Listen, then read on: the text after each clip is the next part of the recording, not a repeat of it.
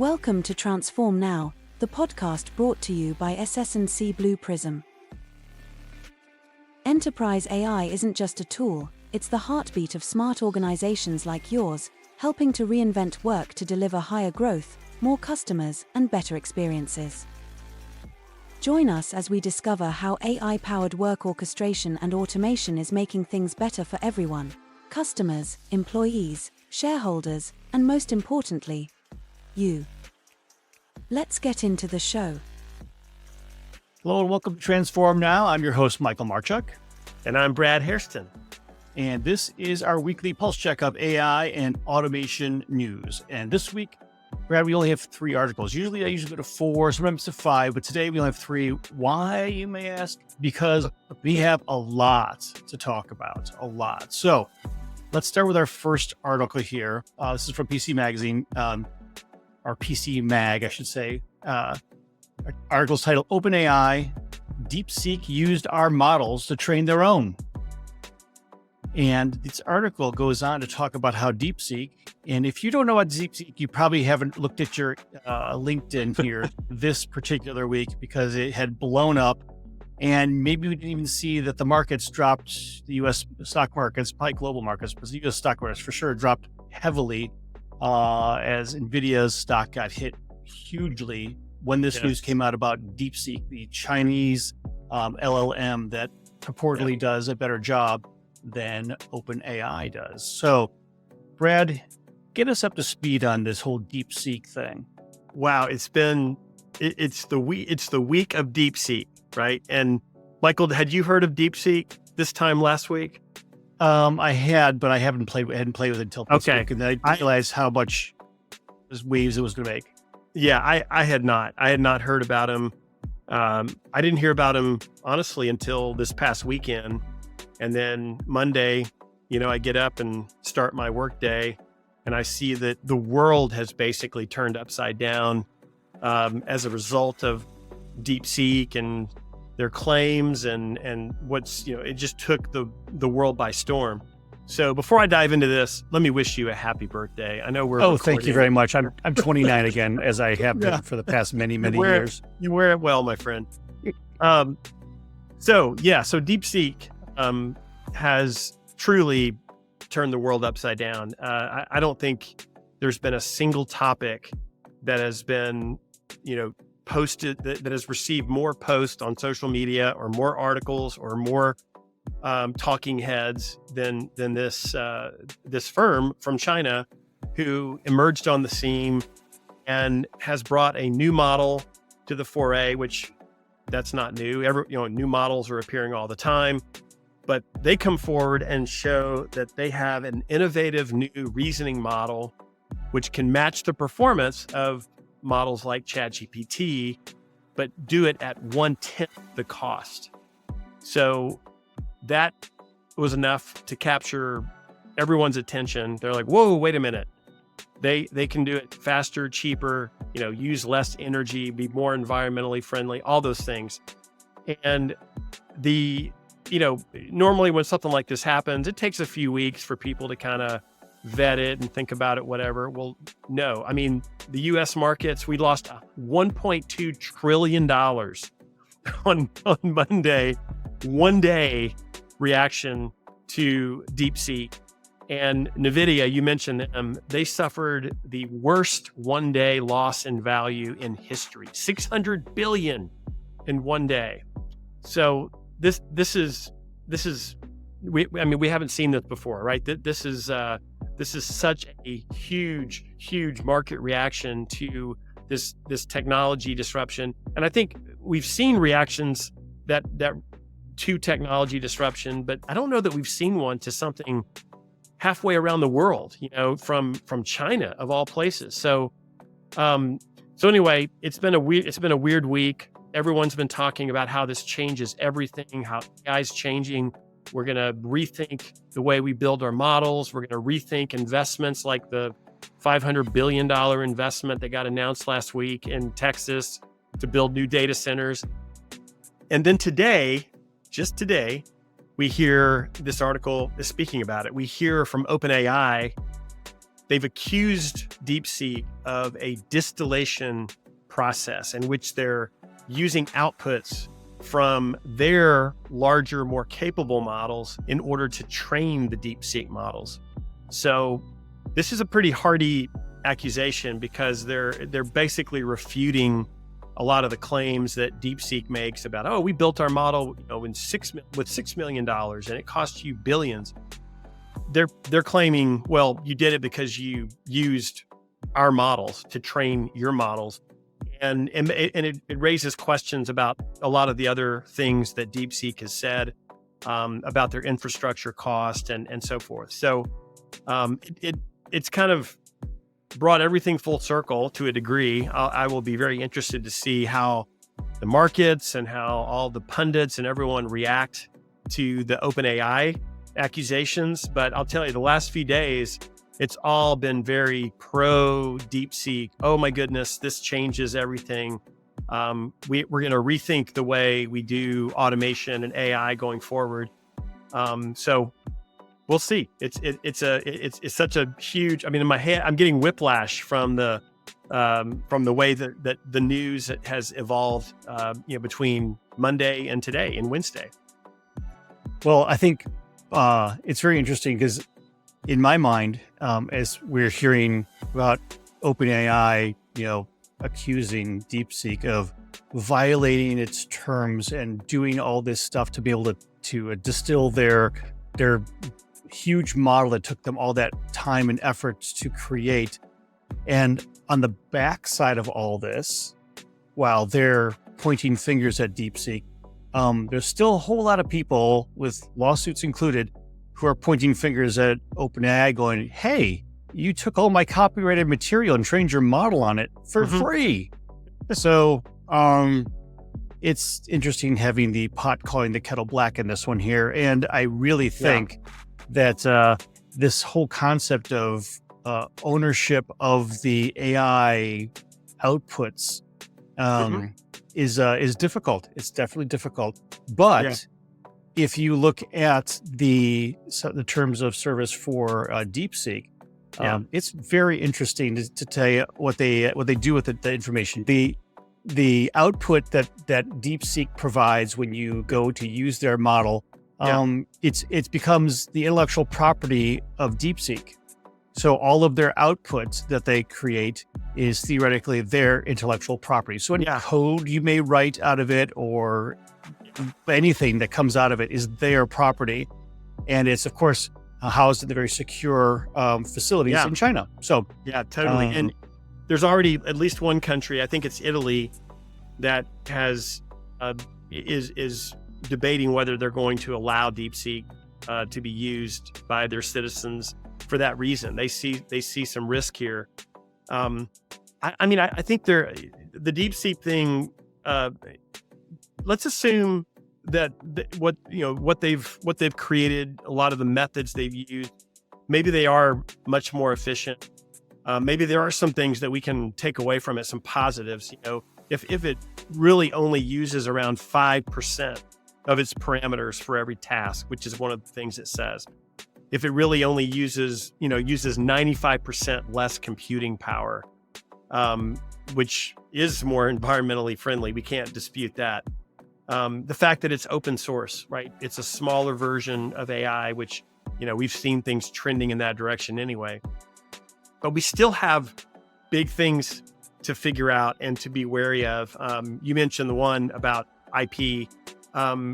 We also have, I think early on, people have found that DeepSeek is not as good as at some of the complex conversations. It struggles with certain coding tasks. There's the censorship aspect, which, you've done it, I've done it, put in questions about sensitive topics that the Chinese government doesn't want to talk about. And sure enough, the model it stops short of giving you any outcome. There's the fact that DeepSeek apparently has a strong connection to a Chinese hedge fund that is under some suspicion. So there's all these things that I think should cause everyone to take pause But maybe there are some takeaways. Maybe some of the innovation will be useful for companies like OpenAI and Meta and Amazon, and et cetera. To me, it's just a huge life lesson that we can't react so quickly to something that comes especially out of an autocratic country. It's okay to be excited and be interested and do a little research on it. But the way that the whole world has reacted, the way the markets have reacted, the way that AI experts everywhere are saying this changes everything, perhaps they acted a little bit too promptly. Well, let me just reinforce the fact that you mentioned that this is part of a hedge fund. And how much money did the market go down when that happened? So there are likely some plays that will need to be reviewed. But do you think that hedge fund shorted NVIDIA stock last week? I'm sure they didn't. That would be unethical to do something like that, to release news that would impact the market. That would be, I'm sure they didn't do that. All right. Well, moving on from DeepSeek, which we've all heard quite enough about at the moment, to Davos. So interesting article here. This is from CNN Business. Today's CEOs are the last to manage all human workforces, says Mark Benioff. So an interesting article and an interesting concept. We've been talking about the transition to digital workers and some of the work that's being transitioned from humans to these digital workers for quite a while now. So this is not news to us in that regard, but to have this coming out in such a public forum, what are your thoughts? Yeah, so Benioff, is the CEO of Salesforce, and the quote from the article, which says it all: from this point forward, we will be managing not only human workers, but also digital workers. So I'm not surprised at all to hear this from Benioff, because he has been one of the loudest proponents for agentic AI. In fact, Salesforce, you might say, in some circles, has been on the leading edge of this. They came out with their Agentforce AI, agentic AI platform, which allows their customers to, create and deploy these agents to do certain types of activities. Benioff has been talking about this ad nauseum, and at the end of last year, he was talking about third quarter. He said he already had 200 deals just based on the Agentforce capability. And then he said he had thousands in the works. So we'll see if that proves out, if that's genuinely what they get out of this in terms of market results. But it is a really, really big deal. So I don't think, Michael, he's talking about digital workers like we talk about digital workers. We're usually referring to RPA bots, like Blue Prism bots. I think he's talking about AI agents, and he sees a world like many do, not too far in the future, where we have human workers, and then we have a multitude of these AI agents floating around, many of which are probably orchestrating and dictating work to digital workers, bots, that is, RPA bots, that are going to do a lot of the work.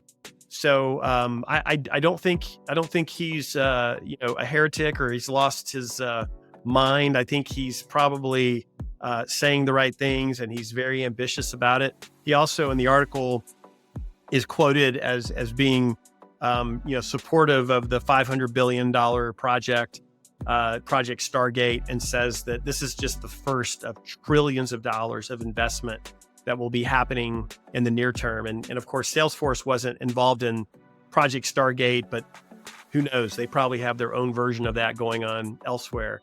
Likely.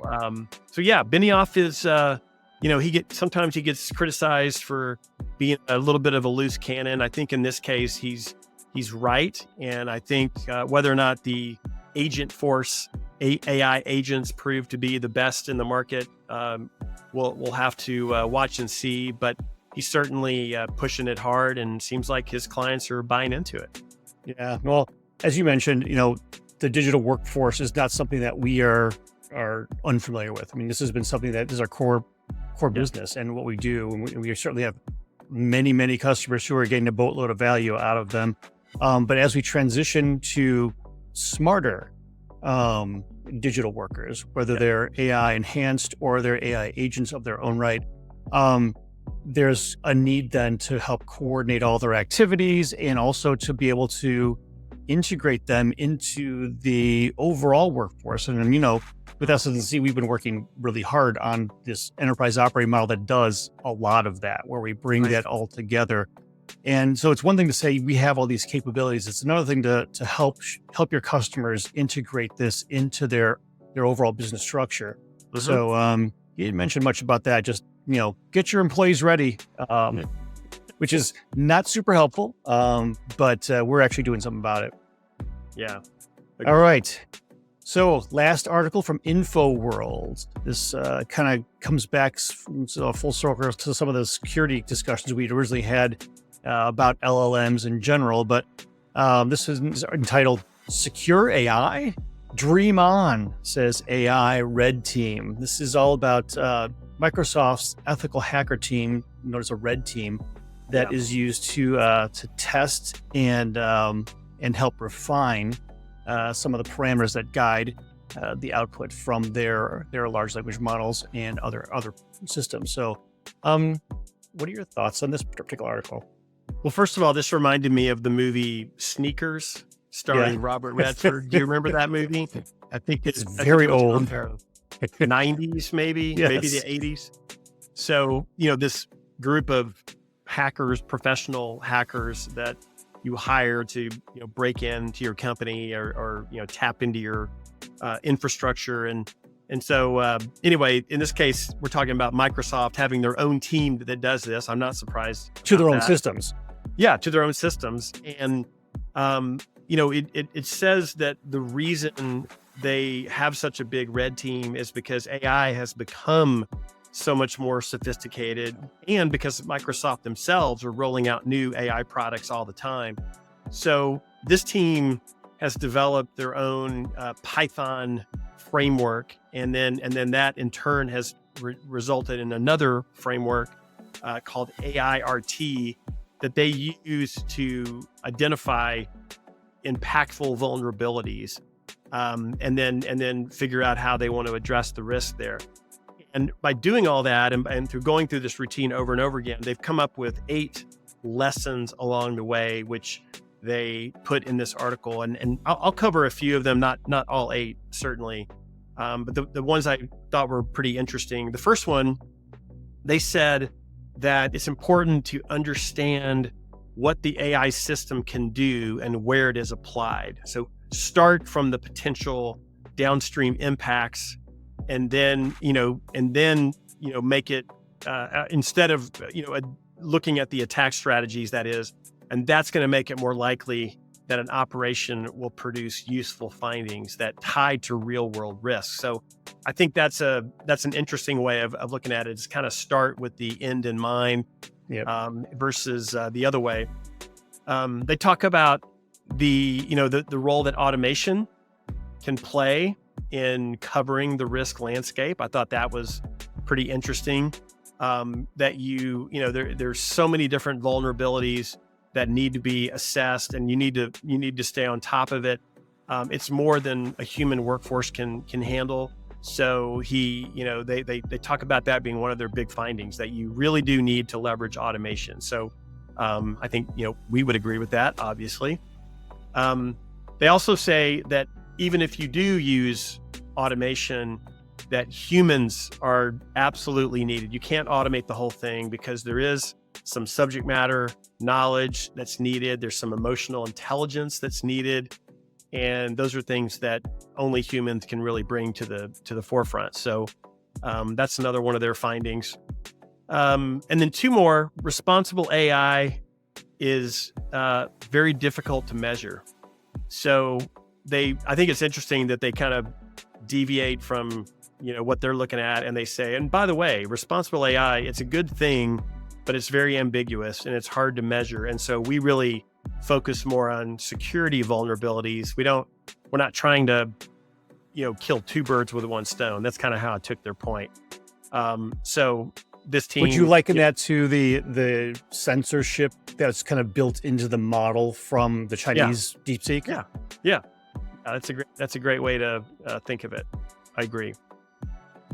And then the final point that they made in here, which I completely understand, and really I think this is the heart of the article, is that large language models amplify existing security risk and are continually introducing new ones. So this is why they say at the beginning of the article even that this work is never going to be done. We're never going to be 100% safe, because just when we mitigate some risk, there's going to be a new one created. There's going to be something else that comes along. And there was a quote at the beginning that I found really interesting that one of the people on this red team put out there, which is, how should we probe for dangerous capabilities in LLMs such as persuasion, deception, and replication? I mean, you think about that question alone. That explains why this is so difficult. And I think they're making some strides, but they're very wise to say we're not there yet, and we may never be there. It's going to be a continual process. Yeah, I would agree. Well, the world is ever changing, and of course, when you have these black boxes, it's very difficult to understand what's going on inside them. So, we've created the black boxes. We've really have, and we've allowed these black boxes to learn on their own about when we pump a bunch of data into them. Right. So unknown to us is how they formulate, manage, and respond. Yeah. And that idea of persuasion gets back to, let's go back to the DeepSeek again. Yeah. Leveraging models that will provide nuanced answers. Yeah. It's no surprise that the DeepSeek app was the top app this week downloaded for every platform. Mobile platform. And why is that? Well, because people wanted to test it and try it and take a look. It's ironic that this comes at the same time that at least the US government had banned TikTok, which is yet another Chinese app that had magical underpinnings to it. So these are, again, with all apps, and certainly American apps, UK apps, all these apps are really leveraging the same kind of potential vulnerabilities, which is the output that comes out of them is still going to be as suspect as you might imagine from any particular environment. Biased output. You have biased input, you're likely going to have biased output. And depending on how you prompt these large language models, it's likely you're going to get different biases to come out. So this is an interesting time we live in, and certainly I can feel for these folks on the Microsoft Red team who are trying their best to keep us all safe from these potential harms that are just kind of inbuilt into the magic inside the black box. Yeah, so I think all these articles together that we talked about today, I think just speak to the AI race, especially the US and China. And it was already heated. It's going to get even hotter. And with the presidential administration change and the big investment in Texas and all those things, it's the stakes are higher than they were 2 days ago, 3 days ago. And I think we're going to see that happen on a continual basis. So we live in very interesting times. That we do. So you know what that means, Brad? That means that you have to join us for our next discussion next week, because we're going to be covering some more interesting articles on next week's Pulse Check. And of course, join us midweek for our interesting guest that we'll have, which we do every single week. We'll have an interesting guest on, and then you get to listen to Brad and I hypothesize and provide you some of our own opinions about the news of the week. So thanks for joining us today. You can find all the article links in our show notes. Until next time, we'll see you then. Thank you for listening to Transform Now, the podcast from SS&C Blue Prism. You can find all of our episodes on your favorite podcast channel, as well as YouTube. To stay on top of the hottest topics in the world of enterprise AI, subscribe now. The future of work is here.